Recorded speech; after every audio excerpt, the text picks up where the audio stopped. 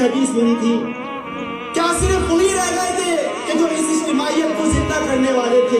یہ بڑے بڑے مدارس، یہ بڑے بڑے مقاصد فکر، یہ بڑی بڑی فقہ کی کتابیں، یہ موٹی موٹی جلدیں، یہ بڑے بڑے امامیں، یہ بڑی بڑی داڑیاں، یہ بڑے بڑے جبے، یہ ٹخنوں سے اوپر آدھی پنڈی پہ پائچے والے، کیا ان میں سے کسی کو عقل نہیں آئی کہ جماعت المسلمین وہ اجتماعیت ہے جو کہ رسول اللہ صلی اللہ علیہ وسلم کی تھی؟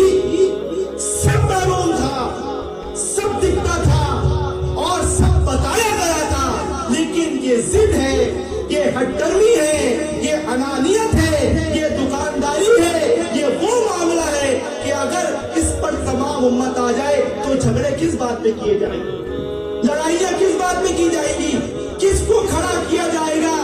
حب علی میں کس کو کھڑا کیا جائے گا؟ معاویہ میں کس کو کھڑا کیا جائے گا؟ رسول اللہ صلی اللہ علیہ وسلم کی محبت میں، اور کس کو کھڑا کیا جائے گا؟ صحابہ اکرام کی شان میں۔ یہ سوچی سمجھی پلاننگ ہے، یہ ایک بنائی گئی سازش ہے کہ اگر یہ اہل قبلہ، یہ اہل کلمہ ایک ہو گئے، متفق ہو گئے، تمام چیزیں ختم ہو جائیں گی، اس دنیا پر امن و سلامتی ہوگی، اللہ رب العالمین کے قوانین نافذ ہو جائیں گے۔